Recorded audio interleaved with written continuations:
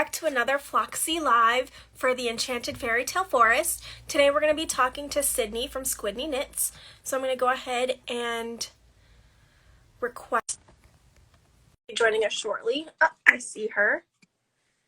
She should be joining us shortly. Hey! Hi! How are you? Good, how are you? I'm good. It's so nice to see you. It's so good to see you. So nice to be here. Yeah, thank you for joining us. Should we just go ahead and get started a little bit? Yeah, absolutely. All right. Can you start us off by telling a little bit about yourself? Sure. So my name is Sydney, and I have been a knitter for half my life now, but I've also worked in the knitting and the yarn industry for almost 12 years, so it's just been a very big part of my life for a long time. And last year I opened up my own company. It's a Patreon, which is Squid School of Vintage Knitting. It's all about everything you ever needed and didn't need to know about vintage knitting. We have patterns every month coming out, and we have lecture videos, tutorials, and now we're doing a new vintage knitting booklet every month for the top tier, which is really fun. So That's exciting. yeah, my whole life is knitting, which is great. It's a great way to live. Yeah, girl, I feel you right there. What is your favorite thing to knit? Oh, like as far as comfort knitting goes, I love raglan sweaters. Like knitting a raglan and watching it kind of come to life is really magical, but really just sweaters and jumpers and cardigans of any kind are my favorite. That's awesome. What made you fall in love with vintage and vintage fashion? So it's kind of cliche, but I watched a Marilyn Monroe movie when I was young. I was like an early teen, and I was like, that's what people wore? What are we doing? Like, what's happening? So and I also, the first yarn shop I worked at was across the street from a vintage shop, which was so dangerous. I never had a paycheck because I would either get yarn or get vintage. So having that, having access to that, and just like watching all these old movies and loving all of these old film actresses and what they were wearing, just it felt so much more right for me. So I've been wearing vintage clothing every day for 10 years, which is just fun and a lot of laundry, but fun for the most part. And it just felt like this really natural thing to integrate knitting and vintage and work from these old vintage patterns that would have been used in that era, which I think is just so cool. Yeah. What was your first vintage knitting pattern that you came across? Oh, interesting. I remember that one of the first things I found online, there's Australia has an amazing archive. I think it's Truve or Trove, and they have digitized all of these women's weekly magazines from like the 30s and 40s. So, and they're all free. So you can just access these old magazines, which is really fun. And I think that's where I found my first pattern that I tried to work from.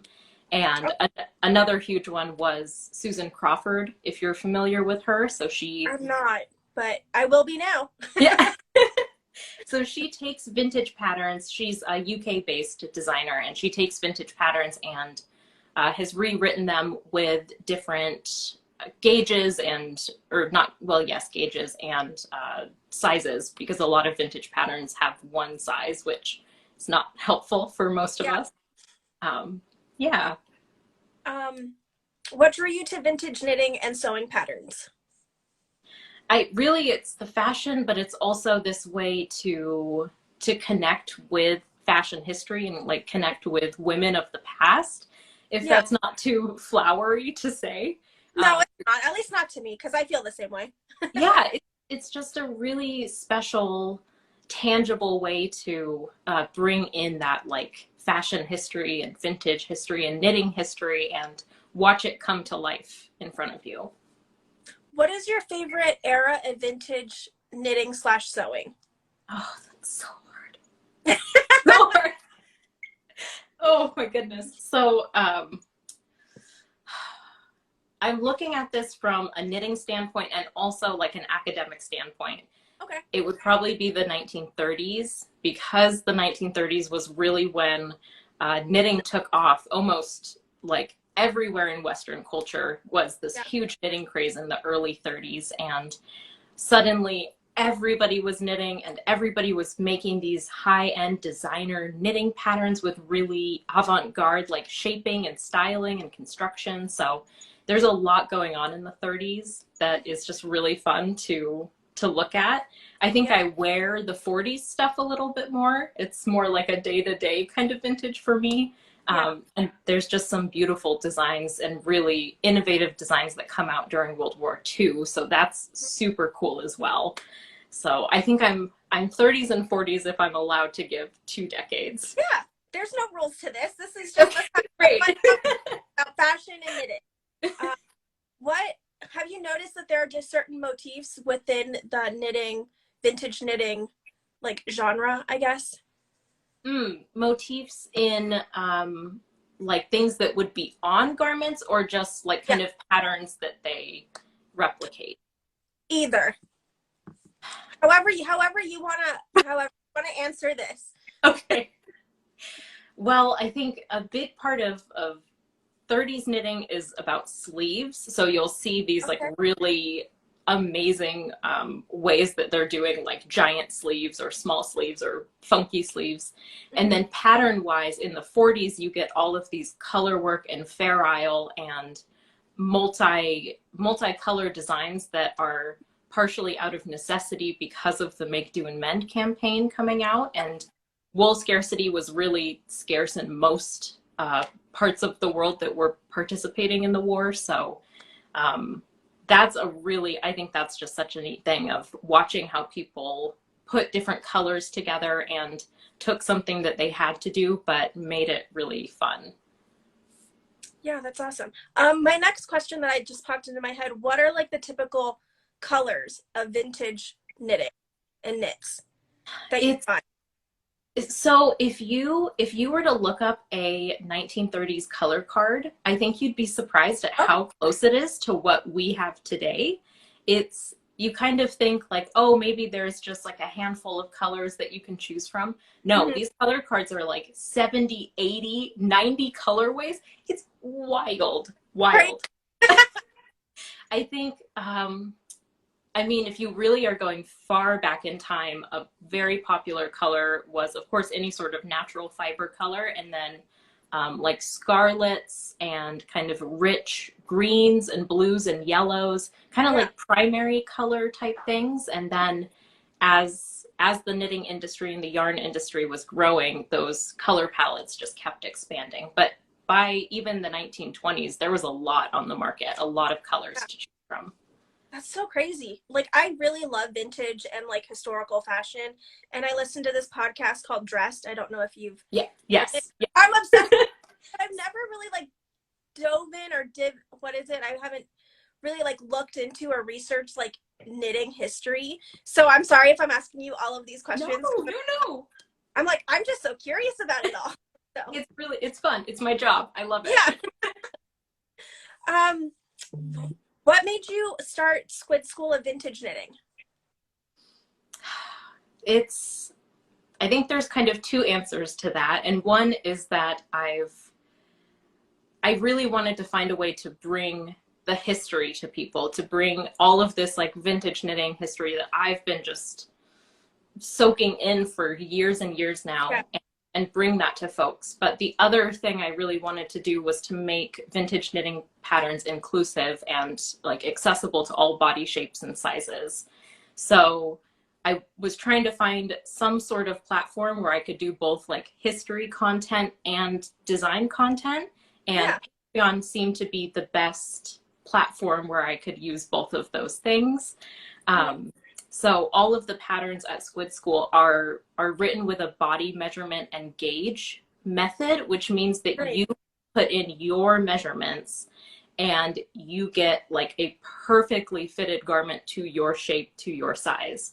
And because we're able to use these vintage patterns with that, you can work from these vintage patterns, but get them to fit you correctly and not just for a size 32 bust or something like that. Yeah, I love that because that also takes back how they used to do it back in the day, you know, where you had to like customize your clothes to Yes. fit, have your clothes fit you and not you fit your clothes. Does that make sense? Yes, Yeah. because it was expected that you knew how to do that, basically. Right. Yeah. Yeah. That's awesome. I'm sure people have asked you this, but why did you come up with the name Squidney Knits? I know, it's like, it's been my Instagram name for 10 years. Like, I just started as this like little kid in Oregon. I'm like, haha, I like knitting. Squids are cool. We'll just do this. And then it stuck, and there was never really a time where I was like, I think this is the time to rebrand. It just never happened. So I'm like, okay, I'm Squidney Knits. My brother would call me Squidney. That was like my nickname growing up. So it sounded great 10 years ago, and here we are. I feel like it almost has like a yesteryear sound, right? So it's almost like, you know, like Squidney Knits is like fisherman's rib sweaters, and that kind of like vibe. You know what I mean? I love that. That's like the vibe I get. So I'm like, it works. So I'm just like, I wonder how she came up with it. Love it. Love it. What is your best fiber memory? Oh, I'm sure I have many. The first thing that popped in my head was my first Rhinebeck. I think going to Rhinebeck was just, it was a dream that I had for so long, and I had just moved to New York like 2 months prior to that, so it was the first time I could do it, and it just felt like going to Disneyland. Like everything was new and exciting, and like you see these like knitting people that you know from Ravelry and Instagram, and just get to be there and chat with people and meet sheep and get yarn. It just like, oh, it's such a special place, I think. So yeah, I agree. Do you remember what your first Rhinebeck sweater was? yes, it was the Sun Daughter by, it's a Brooklyn Tweed pattern. I don't know if it's by Brooklyn Tweed, but it's a pattern they put out. It's this beautiful worsted weight yoke, Fair Isle yoke sweater that I had slightly adjusted to be more Snow White like, very fitting for I love it. Event. I love that vibe. I'm like, you're kind of channeling her right now. Oh, thank you. With a little bow. I'm like, I tried to channel Cinderella with my little like. I love it. Oh, the color is so good. I love it. And your necklace is perfect. All vintage, because I'm also obsessed. So I'm like, I need to dress up for Sydney. Oh, honored. All right. What is your favorite fairy tale? So, I really love anything that has to do with snow, like anything set in a winter setting. I'm here for. I'm ready. My favorite is, it's kind of a weird one. It's a Slavic fairy tale called The Snow Child, and the really short abbreviated version is that there's this couple that wants to have a baby, but they can't have a baby or don't have a baby, and they get a big winter storm that comes in, and they decide to go outside and build a snowman, and that snowman like comes to life. Very Olaf Frozen. I'm just putting that connection together. Anyways, it comes to life, and it's this snow child that comes into their life, and they raise her, but when the snow melts, she has to go, and I'll leave it there. But there's a modern writer who did like a full novel kind of version of it, and that's like my favorite book of all time. So that's yeah. What is your ideal fairy tale color palette? Probably more on like the moody side, like very vivid earthy tones, like a deep forest and like a turquoisey like lake kind of color, and like indigo purple sky and deep rich like browns and creams and that sort of thing. Definitely more moody fairy tale. Yeah, I love it. I love moody fairy tales. If you could change or rewrite the ending of any fairy tale, which would you choose and why? Oh.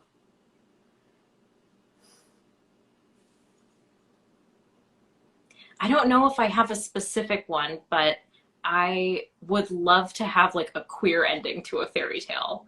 Like instead of like, let's have the princess get the princess instead, or something along those lines. Like I think that would just be so fun, and I can't Yeah. really think of anything in contemporary culture that has that yet. But I'm waiting for it. It's not a Disney princess. Have you seen League of Their Own on Prime? Not yet. It's like on my watch list. Dude, I know. it's so good. Watch it and get back to me. Okay. So good. Speaking of which, not speaking of which, can you talk a little bit about your class that you're teaching for Floxsie? Yes. So I have them here. So I've made this little pattern of a pine cone. Oh, And it's not just a pine cone. So here's like a little mini version. This would be the fingering weight version, but it has a like interior lining. So it's knit in one piece. Ooh. And you start here, you work all of these baubles. So this is 4 different types of baubles through here. Nice. And then you knit this interior layer that you just poke to the inside. Mm-hmm. And it's a little pine cone pocket. So you can put stuff in it. That's so cute. I love cute stuff. I'm a sucker for it. So I have this one. You can like turn it into an ornament. You can give it as like a little mini gift bag if you're giving like a small gift for the holiday season. So this I have cinnamon sticks in, so it will smell really nice. Oh, nice. That's smart to give you like the Christmassy vibes. Yeah. Already. I'm like, yeah, this warm and cozy. But yeah, so we're working through the pattern in the class. I'll go over all the different types of baubles that we use.